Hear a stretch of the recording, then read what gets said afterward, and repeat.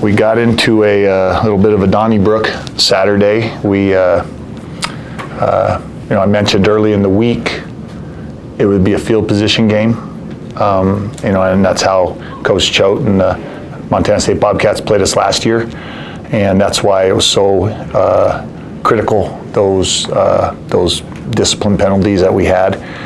We scored a touchdown, and instead of kicking off from the 35 where we can kick it out of the end zone and give them a long field, we end up kicking off from the 20, gives them a short field, and even if they don't score, they can punt, give us a long field again. So we had another discipline penalty where when your helmet comes off during a play, you have to stop and get out of the play, and our guy kept playing, and that was on a punt return, and that gave them or put us back. I forgot, it was on Witt, but you can't have 15-yard penalties when you play a team like Montana State, where they do as good as anybody in the conference of field position. So our defense played excellent, even though there was a lot of yards. That was a bend but don't break. Anytime you give 17 points up in a Big Sky Conference game is to be commended. And those guys all did a wonderful job, the players, the staff, and all that. So, like I said, the two turnovers, even with one at the end of the game, you can live with, but you never live with fumbles. But one is okay, two is absolutely unacceptable, and those are issues that we can resolve. I thought Montana State did an excellent job on the fumble on Tanner. He was fighting for yards. Both Tanner and Mikey had first downs on their respective plays, but I thought Montana State did an excellent job of holding him up, and two or three guys holding him up, and the next, it's always what you do when you're in 4-minute offense or you're trying to get the ball back. The guy came in and stripped it. It was a great play by them. It was fabulous. That's good defensive football, and that's who they are. That's Ty Gregorak. And then offensively, Matt Miller did a great job utilizing their personnel. They bunch of different formations, motions. They had two quarterbacks in there at a time, and that's anytime number 15's on the field, you got to know where he is, and then they put number 10, who's played quarterback, and he can do stuff as well. So, like I said, and I think both their quarterbacks scored. I think Jones had one, and Jones, is that it? Johnson had one, and 15 had the other one. So it was a good job. It was a scramble trying to get them organized. So what do you got? With the offensive coordinator change, that you might have to take a quarter or two to kind of understand Montana State. How quick did you guys pick up on what they were putting on offensively? It was a scramble. That first drive, what was it, 10? How many plays was it? 10, 14? It was some. And really the guy to ask would be Cody back there when he gets up here, because he was in the middle of it. But it was listening to those poor guys on the headphones. It was a scramble, because not only are you trying to see what they're running, but you have to get personnel, who's coming out on the field, and it took, they came out in a super heavy personnel, which they haven't shown, and just boom, boom, boom down the field. I'm kicking myself for that 3rd and 1 decline of the penalty, but I asked it was 3rd and 1 on the minus. That's what probably started the whole mess. If we had taken the penalty, put them in a 3rd and longer, force them to get into something where they're uncomfortable, that would have been better. But I asked Coach Cooper, asked Roger. He said, decline it. Mike Ferreter, decline it. David Fiafia, decline it.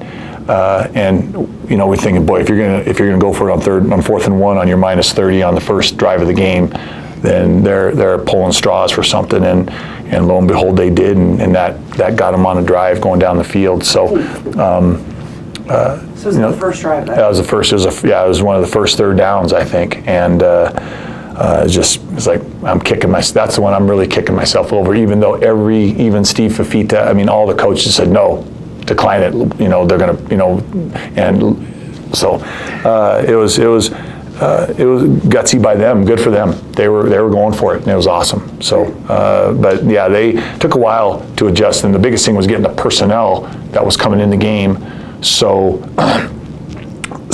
Roger could make his proper call based on what personnel. Because, I think they settled in. I think there was 8 consecutive drives where they didn't score or something along those lines. Fortunate enough to miss a couple field goals in there, but we'll take it any way we can. So, Rob, last week you talked about with the new offensive coordinator, his tendencies at Boise State, that you started looking at all trick plays, gadget plays, and everything. You guys maybe need to buy lottery tickets because, Montana State pulls the Wildcat, they split Anderson out wide on the far side. That's what I'm saying. The fake punt.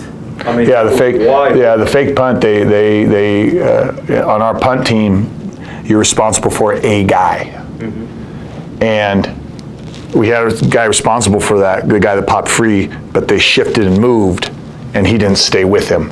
And that was one of those where it was just like that was like slow motion. That ball was just like slow motion. So we were fortunate there, and sometimes you'd rather be lucky than good.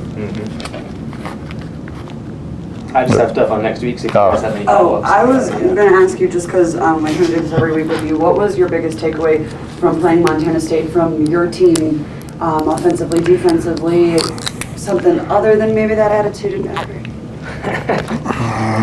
Defense. I'm asking for strategy, guys. Strategy. Well, defense never quit. When we punted on the last drive, whether it was going to go out of the end zone or we were going to pin them, we were everyone to a man was our defense. We're going to force them to execute for 75 yards and at minimum, or 80 yards at minimum. And even if you give up a big play, you still got some room, wiggle room in there. So our defensive attitude, just the way they fought till the end. Offensively, we knew that the game played out. Other than the final 2 turnovers, Mike Farrader and I were talking about it, the game played out exactly how we thought. Our biggest run was 14 yards. Our biggest pass was 31 yards, and we said that early in the week. They cap things.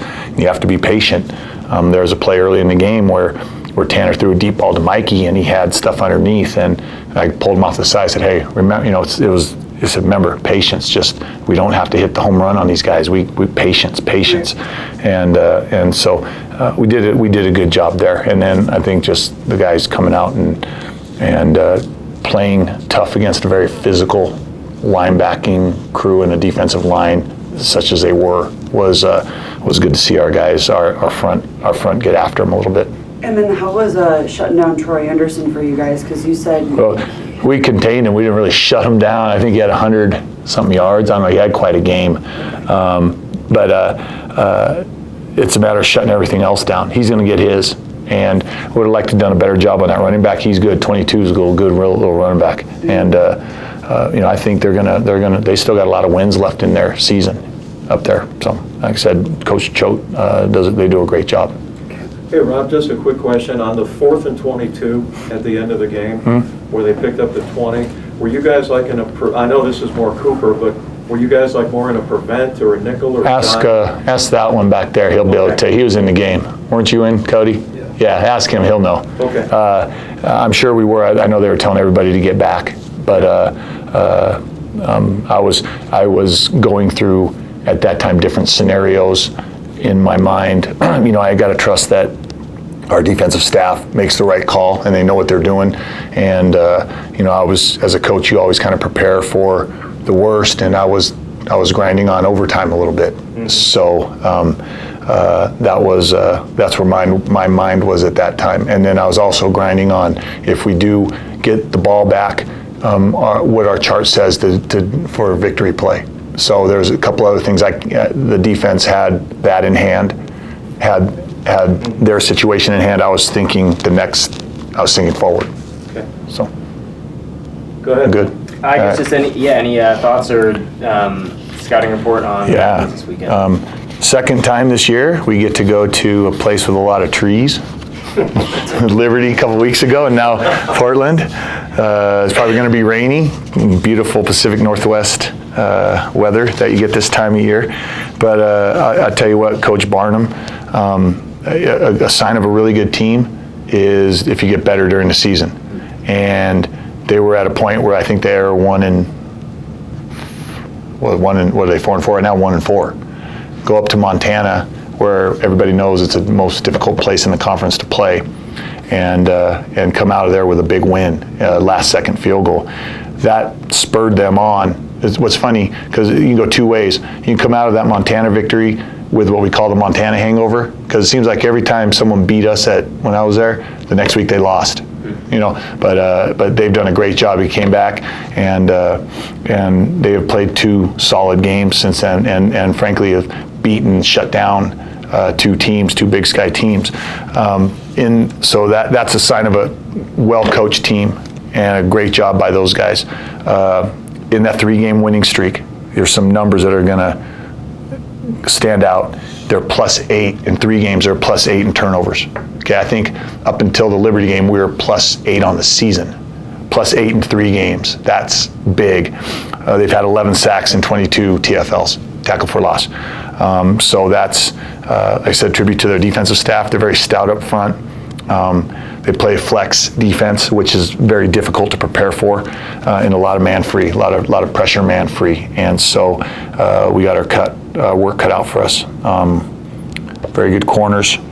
You can't play this style of defense without excellent corners, and they have excellent corners. This is, and the biggest thing is this is not the same team we played last year in Holt Arena. This team is playing with attitude. They're playing with confidence, and like I said, they've shut 2 teams down, and so they're very opportunistic. They're going to show some heavy personnels, which we haven't seen a whole lot of, and like I said, they have arguably, if not the best tight end in the conference. Guy took 181 yards last week. 2 very good young wide receivers that are just coming along. We had them on film against Montana State, so I saw a whole lot of number 81. I thought those 2 are playing well right now. So, but it's they're operating at a high level right now. So we look forward to going out there. It's a tough place to play. They're 10th in the nation in blocked punts. They're first in the conference.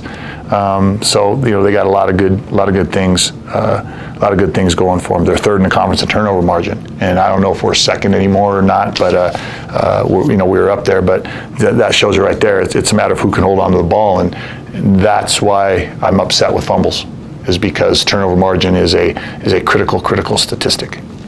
Hey Rob, because you've been in the coaching ranks a long time, can one game, think about the Montana game for Portland State, can one game change a season? Can one game change a program? Because Portland State seems to be a different team since they went into Missoula and won. Yeah, it can breed a level of confidence. I mean, that's one thing that going in there and just playing in that environment can do, And I think they've done an excellent job of building off of that.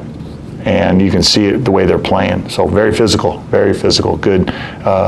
Coach Barnum's got them going, old-timey, tough football, and so it's going to be a physical battle Saturday. What exactly is the flex defense? It's Desert Swarms, what Arizona ran. It's just a matter of what they do with their linebackers, and they don't play a conventional 2-linebacker set. They put one about 3 yards off the ball, and it allows him to scrape and twist and move around and all that stuff. And then what that does is free up the middle linebacker to make tons of plays. The offensive line can't get to him. So it's a tough thing to deal with. You got to really take your blocking schemes. You got to take what you do into consideration. You can't just go full bore into it, because you'll have guys coming free left and right. So you have to really do a good job game planning for it, and they do a lot of movement, a lot of twisting, and like I said, the reason why they've had 22 TFLs is guys come free, and so we have to be really sound and solid with our schemes. Rob, going back in the day, I remember when the Cowboys ran the flex. Are Portland State's corners playing basically man then? Yeah, it's man. It looks like Oakland Raiders. I tell our guys to look up who Lester Hayes is. And that's whenever we play a team like this, I go, they're going to play you like Lester Hayes, and they all go, who? I go, look them up, and then I'll make somebody bring me a report on Lester Hayes sometime during the week. Mike Haynes. Exactly. Time of possession, Portland State's 2nd in the conference. Mm-hmm. What does that spark for you? What problems there? Just we got to take advantage of our opportunities, just like Montana State. They're going to break the huddle with. They're going to try to keep the offense off the field. and when you play style of offense that we do, which is quick hitting and quick strike, and we go fast, opponents that don't play that way will huddle and break the huddle with 18 seconds and snap the ball with 3. And what that does is just you can knock off a good minute and a half, in 3 plays. Right. And and the other thing that theory does is it keeps an offense that's used to being on the field and moving and going. It frustrates them because you're not out there. And so those are some things that they do really well. Okay. Looks like they kind of use 2 quarterbacks and they both run a little bit. That's a quarterback run out of their 11 personnel. They'll go zone read, and that's what makes it tough. But you got to account for the quarterback when you do that. You have to play assignment football, and so like I said, they have their big stuff where they're going to pound you, and then they have their light stuff where they're going to try to throw verts on you, try to throw their hitches, and then run their zone read. And one thing that they've done an excellent job of all season is adapting to the opponent game to game. There's really no tendency on what they do. It's you got to come out and see what their game plan is going to be. I believe in weeks before you mentioned making more opportunities happen on 3rd down. Has that been working? Did it work against Montana State, or are you capitalizing on 3rd down? For us? Mm-hmm. Yeah, I think we're, Mike Farrader was ready to jump off the building early in the year when we had those 2 games. It was really bad. I told him we'll be back, and I think we're up to about 5th in the conference in 3rd down conversions. Now, you'd like that to be a lot better. You want to be 45 to 50%. I think we're about 39, and that's still not where we need to be.